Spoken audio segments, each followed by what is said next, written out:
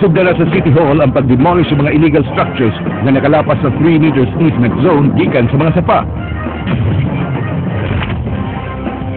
Pundok ni Cañete sa Talisay City College mupahigayon sa ilang graduation.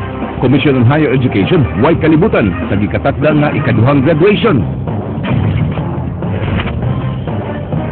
Mga sakop sa Highway Patrol nga gikatahapan nga nalambigit sa ambush ni Archival ug mga kauban, may pasalig nga dili manibat ug andam nga ipaubos sa camp restriction nga gihangyo sa konseho sa dakbayan sa Sugbo.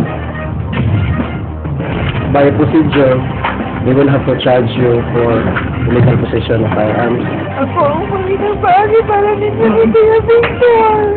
Gida nga gila sa iyang mga sakop nga Diyos Amahan, gibasahan sa piskal sa mga sumbong bato kaniya, magpabiling kini ubos sa kusturya sa NBI.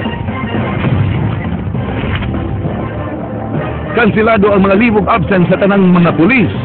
Ug mga adlaw sa ulugon ang ika-45 nga anibersaryo sa Communist Party of the Philippines.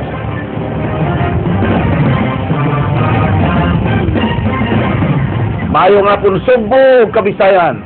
Aniya ang labing labas ng mga balita. Hatod ka ninyo sa kinatibukang pwersa sa News 5. Ako si Frank Balilong Jr. Ihatod na mo ang mas komprehensibong impormasyon. Ako si Georgia Herrera. Mga binuhing irog-iring sa magkayong Tiamzon nga nabilin sa ilang giabangang panimay sa lungsod sa San Fernando, temporaryong buhion sa Island Rescue Organization. Gawas nga ipa-check up sa veterinaryo ang maong mga hayop, ipaubos sila sa rehabilitation kay posibleng nakasinati kinig trauma. Andrea Patenya, sugin ni Mi. Human gipresentar kagahapon sa mga opisyales sa Central Command ang duha ka iro ug usa ka iring nga gipanag-iya sa CPP-NPA leaders nga silang Benito ug Vilma Tiamzon. Interesado sa pagsagop niini ang Island Rescue Organization kun IRO usa ka NGO. Matud sa tigpamaba sa CENTCOM nga andam unta silang mugam sa maong mga hayop ug gani ginganlan na kini nila Vilma, Benito ug Joma.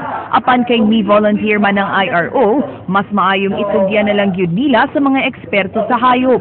Pagtawag nila mo, padala daw silang dog food. Okay, so more to.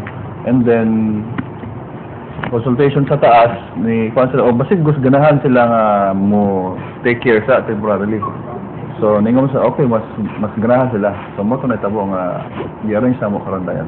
Niabot ang mga opisyales sa IRO kaganihang buntag aron kuhaon ang tulo ka hayop. Kini human nakuha ni Attorney Nena Hernandez, ang Executive Director sa IRO, ang pagtugot sa abogado sa mga Tiamzon. Giklaro sa grupong Island Rescue Organization nga temporaryo lang ang ilang pagsagop sa mga binuhing hayop nila ni Benito ug Vilma Tiamzon. Giingong dihara kini nila hingpit nga maangkon kung mopirma na og release of ownership ang managtiayon. I cannot adopt them until I get the release of ownership. That's the law. I don't want the Tiamzons to come back later to me to sue us. And it's the legal thing. We go by the legal process. We never bypass the legal process. Diyang gipangutana kun kadto sa bang mahalon nga dog food nga naandam sa Tiamzon Pets nga nagkantidad og 2,000 pesos matag pack ang ilang ipakaon, miingon kini nga kun dunay ipada nga kwarta ang magtiayon ila kadtong tumanon. Apan kung wa, They have to eat what we can afford. Okay? And unless the Tiamzons send us money to feed them that time, which I requested because we are not government sponsored. dadun sa IRO ang tulo ka pet sa veterinarian aron ma-check up kung healthy ba sila ug kung kumpleto ba sa bakuna. Ipaubusab sila sa rehabilitation tungod sa posibleng trauma nga nasinati. Samtang kung makuha na ang pagtugot sa abogado sa mga Tiamzons, kuhaon sab nila ang nahabiling duha ka iro ug duha ka iring sa safe house sa Magtiayon sa lungsod sa San Fernando. Apan daghan silang muadto kay sa unang pagbisita ni Attorney Hernandez sa safe house, iyang nabantayan nga mga isugon kini. The one dog that's the most isog, the most protecting of the territory is the Shih Tzu. And if you know dogs, like we do, it's going to be interesting when we finally get the permission to enter the property and get it. It's going to be difficult. The other one is a half Japanese Spitz, or, you know, and I'm like, I have a Japanese Spitz Bisaya, which is the most... Ug kung mapirmahan na sa mga Tiamzon ang release of ownership sa 7 ka hayop, ila na kining ipa-adopt. Andrea Patenya, News 5. Gibasahan sa mga sumbong bato kaniya ang leader sa giingon nga kulto kinsa gila siyang mga sakop nga Dios Amahan. Ryan Sorote, Sugin Lini. Ako ang Panginoong bagay para ninyo si Kuya Victor.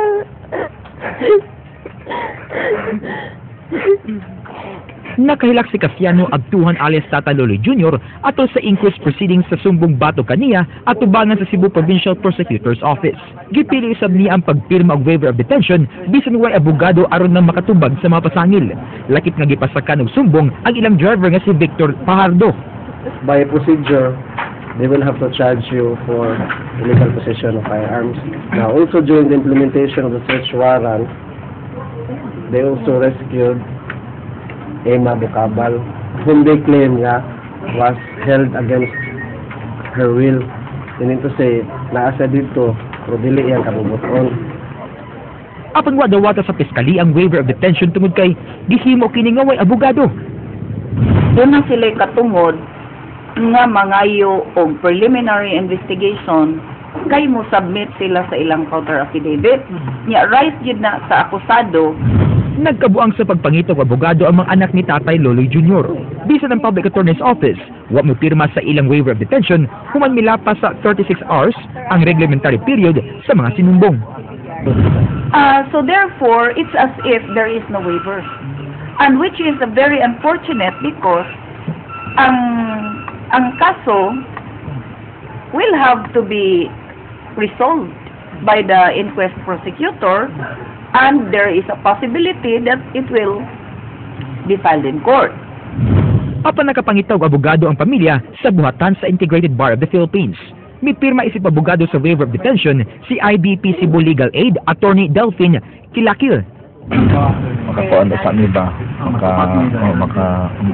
Makabuhat ko sa amin ang kuan ni anak. For the meantime, sir, anak lang una media sa office sa custody sa NBI ba?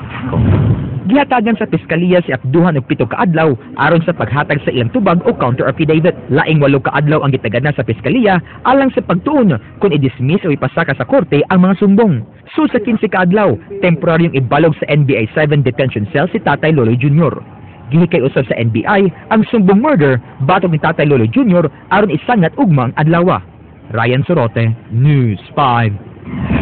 Ang babae nga giingog giluwas gikan sa mga kamot sa gila nga Dios samahan ang makapamatuod nga tarong kini nga pagkatao. Kini gipadayag ni Tatay Loloy Jr. kansang mga kabanay nahiubos nga wa makatabang kanila ang ilang gipangtabangan. Mubalik si kapatid Ryan Sorote.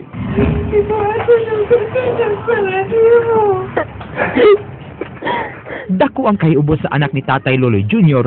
sa ilang mga natabangan sa pagpanambal ug bisan sa ilang makanik kapartido sa politika. Wa na matud pa, nagpakitang ilang makanik kauban sa politika karon nga dunay giatubang nga problema si Tatay Loloy Jr. Matud sa anak sa sinumbong nga si Crystal, nawad-an na silang paglaom sa tabang gikan sa uban. Naglisod na usab sila karon kung asa kwaon ang mga galastuon sa kaso sa iyang amahan. Nanay, mag-need na ang mga politicians o help. Isang muadto sila sa akong papa tungkol sa members na o ng mga nakaila na mga kuwan sa akong papa. Adto sila maas og help para sa mga votes para matabang nila niya. Gimakat sa mga abduhan nga doon na sila mga sakop ng mga armado o miingon nga sila gidaog-daog sa ilang mga kontra. Armado? Sino naman? No. Wagi. Kami pagay na distress. Sila pa yung mga army. Ako lang ikasulti sa mga kaigsuonan nako. Kamo nasayod ug unsa ang sitwasyon karon sa gibutang-butang nila ug kamong nga nagpaluyo ani. Nagpaluyo sa hitabo sa baro. Malaumon usab si Tatay Loloy Jr. nga makatabang niya ang babae nga giingong naluwas gikan sa ilang balay. Matod niya, si Emma ang makapamatuod nga tarong nga pagkatao ang ilang gipasanginlan nga lider sa usa ka kulto.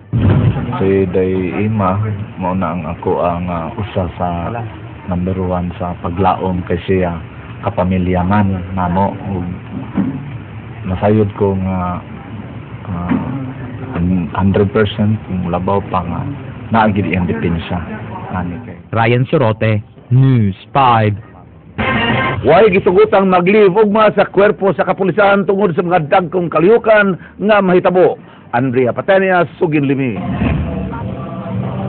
Kanselado ang leave sa tanang sakop sa kapulisan ugma nunod sa duha ka dagkong kasaulugan. Ang ika-45 nga anibersaryo sa Communist Party of the Philippines ug ang pagsaulog sa Earth Hour. We are directing the maneuvering force namo, which is sa public safety. They are responsible sa pag-monitor sa mga barangay areas as well as ang among operatives sa intelligence and then sa MRU and SWAT. Di lang ang posibleng presensya sa mga miyembro sa CPP-NPA ilang bantayan, lakip na ang ubang criminal groups. Gibutyag ni Chief Inspector Romeo Santander nga aduna sila nadawat nga mga taho nga adunay local boys nga buot mupahimo sa maong kasaulugan. Ug bisan og usa ka oras ra nga pagnguna ang mga sugaa lang sa Earth Hour, crucial period na kini nga adunay mutumaw nga krimen, hilabi na nga daghang tawo ang magtapok-tapok. Like 1 hour, walay light. So that is nga atong gidirect ang manang SWAT ug MRU ma'am nga maglibot nga na, and then all the patrol cars will be having their syringe. The lights, not sound syringe, but the lights lang nila. Para at least man lang to preempt whatever the motive of the lawless element ma'am. Subay sa CPP anniversary, bantayan sa kapulisan ang dakbayan sa Sugbo alang sa posibleng rallies nga ipahigayon sa mga militanteng pundok. Hugot sab ang seguridad sa Kimonda Building kay dinhi i-file ang information sa inquest proceedings batok sa magtiayong Tiamzon ug laing 5 kakauban. Gikahadlukan nga basin mahimong target sa retaliation plan sa CPP-NPA members ang maong lugar. Kung makita niyo sa Kimonda, natay nabutang dito nga mga details. Sulod din ma'am, natay police desk na nagpasulod din. Andrea Patenya, News 5.